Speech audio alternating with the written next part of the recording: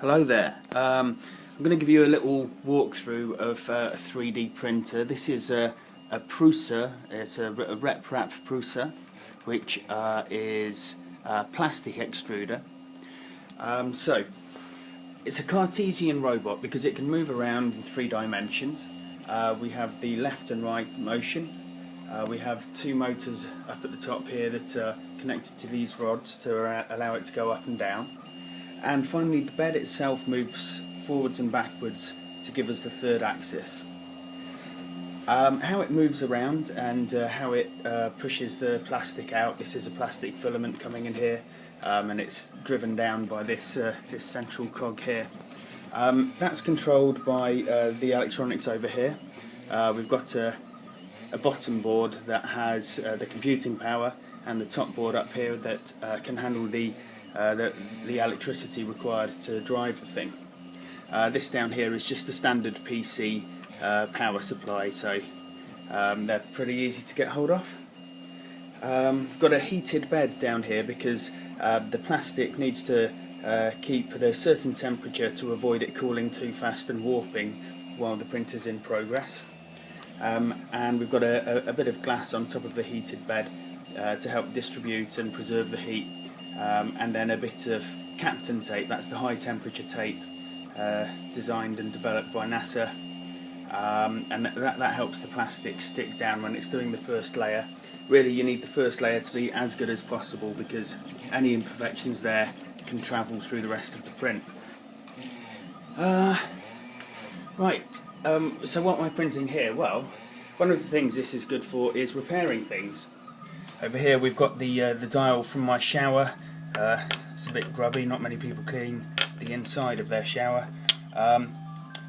Here we can see that it's cracked, and so I can now no longer adjust the temperature on my shower. Bad times. But it's okay, we've got the warmup to help us, and so using my digital calipers I was able to measure the exact dimensions needed and recreate a shower dial in Blender here, and you can then load that model up into this program here that allows you to set various print settings and filament settings, so depending on what type of plastic you're printing with or what the size of the nozzle you're printing with is. And then once you've prepared that into some code, you load it up into this program here, and you can actually see here the red bits. This is the layer that it's currently printing. The red bits are the bits it's done, and as it travels you should see these red bits, these black bits start to turn red. Once it's all red, it goes up and does the next layer. So back over to the printer itself. The head that's on here, this white bit in the middle, this is the 2nd version of the head. The first version I've got over here for comparison. A bit hard to see. So here we are, here's the first version. It's a lot more built up around the top.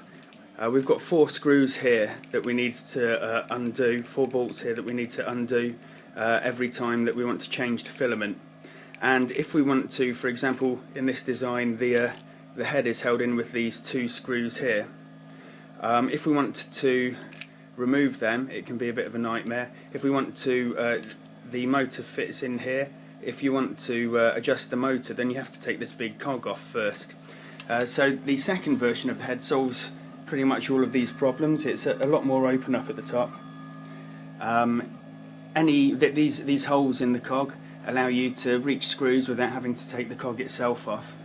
And rather than holding the hot head here, the hot end, rather than holding that in by the stem, it's actually got 2 bars either side, which make it a lot less likely to wobble about, which loosens and damages the hot end.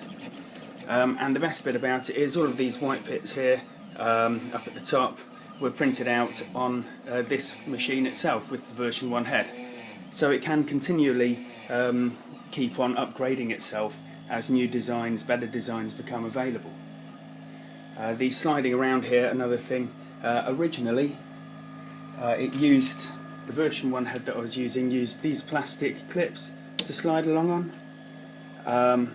And well, they're okay, but we can do better than that. They're a bit grindy, and the motor has to work a bit hard, and they're quite noisy. Whereas this one here is actually on felt, and that's a lot quieter and a lot of a smoother ride. What I'm actually intending to do is this bottom here.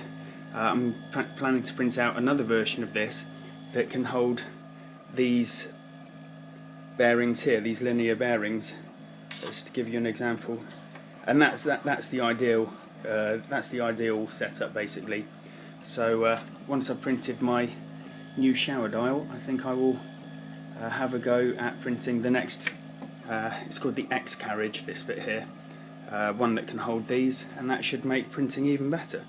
But yeah, I hope you've enjoyed my my little walkthrough, and I'll wait till this is finished and then get some shots of the completed piece, and some shots of it in place as well. So okay.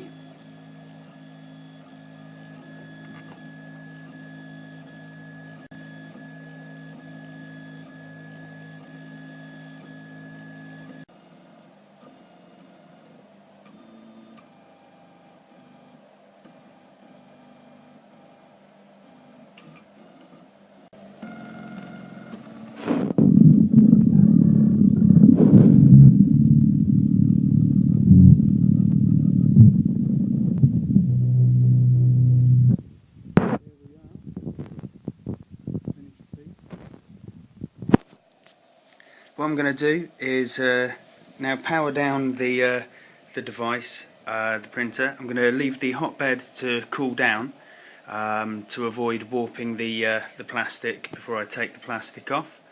Then I'm going to basically tidy it up a bit and give it a go, check that it works.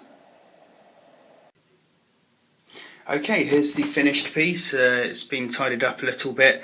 I've sanded off the bit round the edge. It's not the most beautiful piece, and it's slightly off circular here, but I can now change the temperature on my shower again, because I am a winner.